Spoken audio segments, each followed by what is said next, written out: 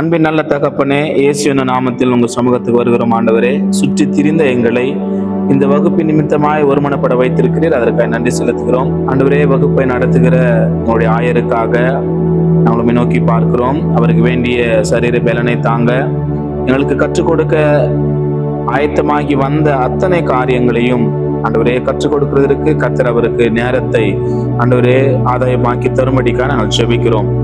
ஆண்டவரே, கற்றுக்கொள்கிற நாங்கள் ஆண்டவரே புரிந்து கொள்கிறதற்கு பரிசுத்த ஆவியானவருடைய உதவியை அனுக்கிரகத்தை பாராட்டும்படிக்காக நாங்கள் ஜெபிக்கிறோம். ஆண்டவரே, அன்றைக்கு லீதியாளுடைய இருதயத்தை திறந்தருளின தெய்வம் இன்றைக்கு திருமறையின் ஆழத்தை அறிந்து கொள்ள எங்கள் ஞான கண்களையும் உங்களுடைய இருதயத்தையும் திறந்தருளும்படிக்காக ஜெபிக்கிறோம். தொடர்ந்து பொறுப்பேற்று நடத்தும் இயேசுவின் நாமத்தில் ஜெபிக்கிறோம் நல்ல தகப்பனே, ஆமென்.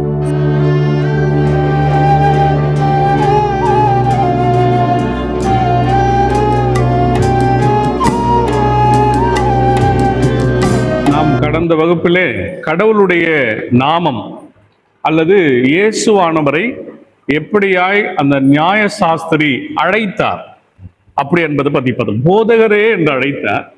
போதகரே என்பதற்கான கிரேக்க வார்த்தைகளை ஒரு 8 வார்த்தைகளை நாம் பார்க்க திட்டமிட்டோம். அதிலே ஒரு 3 வார்த்தைகளை. 4வது வார்த்தை எபிஸ்டாட்டிஸ் என்கின்ற வார்த்தையை தான் நாம் இன்றைக்கு பார்க்க இருக்கின்றோம். இந்த எபிஸ்டாட்டிஸ் அப்படின்னா கமாண்டர் அப்படின்னு அர்த்தம். கட்டளையிடுபவர், கமாண்டர் அல்லது ஓவர்சியர் அப்படின்னு சொல்லுவாங்க, மேற்பார்வையாளர். நாம் எப்பொழுதும் சொல்லுகிற இயேசுவை அழைத்த மாஸ்டர், போதகரே என்று அழைத்தாரே, அந்த போதகரே என்று மாஸ்டர். ஓவர்சியர், ஓவர்சியர்னா மேற்பார்வையாளர்.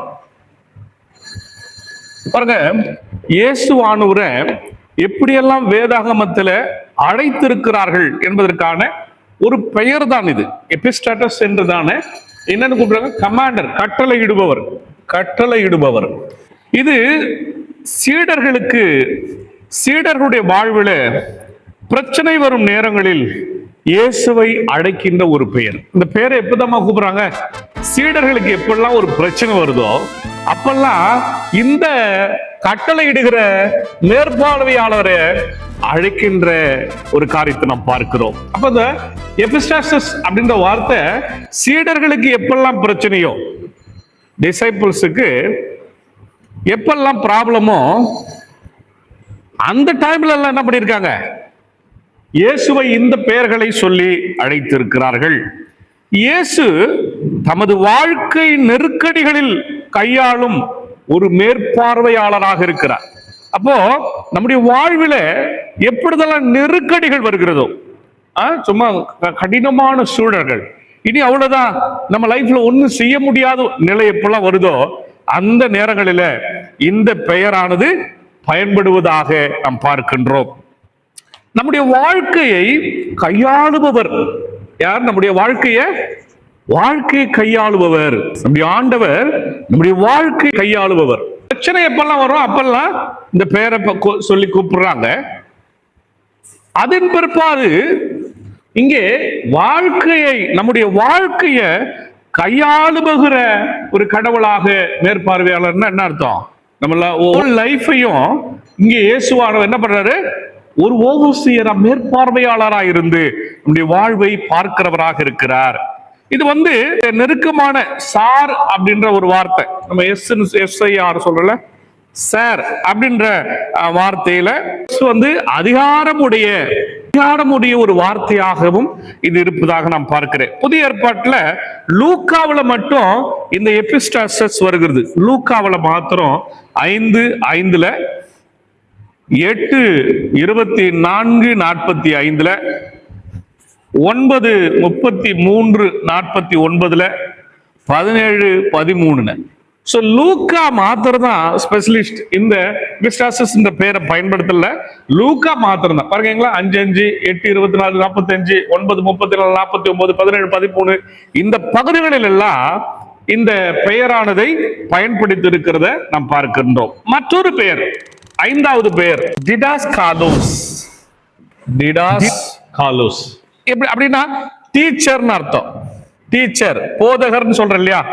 அப்புறம் டாக்டர்னு சொல்றாங்க. டாக்டர்னா மருத்துவ டாக்டர் இல்ல, நம்ம பட்டம் படிச்சு டாக்டரேட் சொல்றோம் இல்லையா, அது மாதிரி ஆசிரியர் இங்கே டாக்டர், அப்புறம் மாஸ்டர் என்கிற பெயரை இது வருகிறது.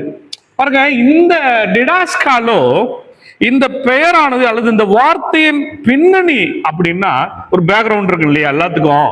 இதுக்கு ஒரு பேக்ரவுண்ட் இருக்கு, டிடாஸ்காலோக்கு ஒரு பேக்ரவுண்ட் இருக்கு. என்னன்னா ரபி ட்ரெடிஷன், ரபி பாரம்பரியம். ரபி பாரம்பரியம், ரபின்னா உங்களுக்கு தெரியல, பைபிள்ல ரபின்னு கூப்பிடுறாங்க, இயேசுவானவரை ரபின்னு கூப்பிடுறாங்கன்னு சொல்லியிருக்கல. இந்த ரபி பாரம்பரியம், இந்த ரபி பாரம்பரியம், அப்புறம் ஓரல் டீச்சிங், இன்னொன்னு வாய்மொழி பாரம்பரியம். இது ரபி பாரம்பரியம், வாய்மொழி பாரம்பரியம். இந்த ரெண்டு பாரம்பரியத்திலிருந்து வந்ததுதான் இந்த டிடாஸ்கலோ. இதனோட பேக்ரவுண்ட் இதுதான். சோ டிடாஸ்கலோன்ற பேரை எப்படி கூப்பிட்டுருக்காங்கன்னா, சோ இந்த ரபி பாரம்பரியத்திலிருந்து ஓரல் ட்ரெடிஷன், வாய்மொழியா, எல்லாம் புத்தகமும் கிடையாது.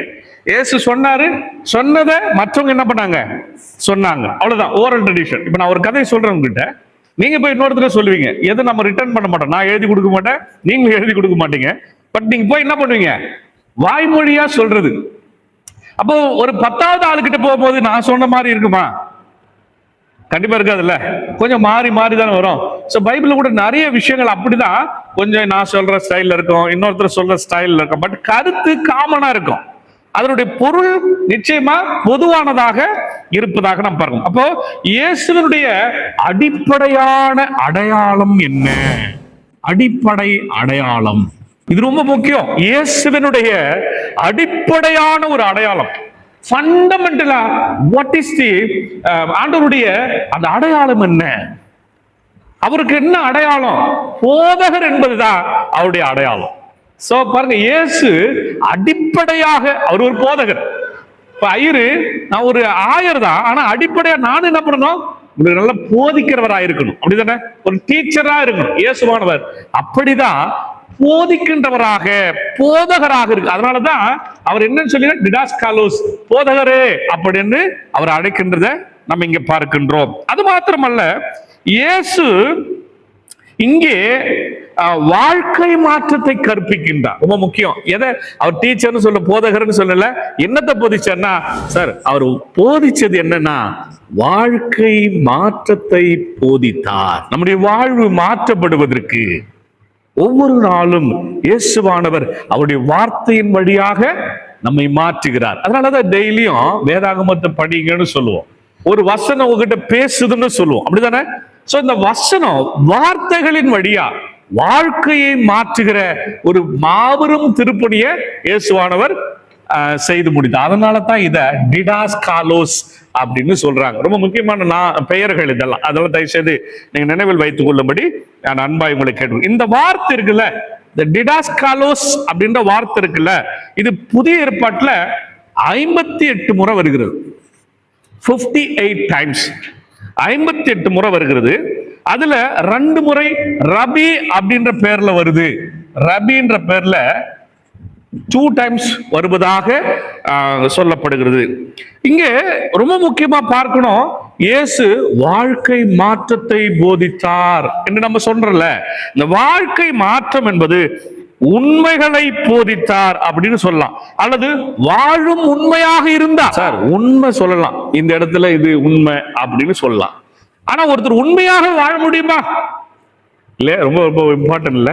நம்ம லைஃப்ல கூட நிறைய உண்மைகளை பேசலாம், பைபிள் இருக்கு, இல்ல இவரு சொன்னாரு அப்படின்னு உண்மைகளை சொல்லலாம், உண்மை தகவல்களை சொல்லலாம்.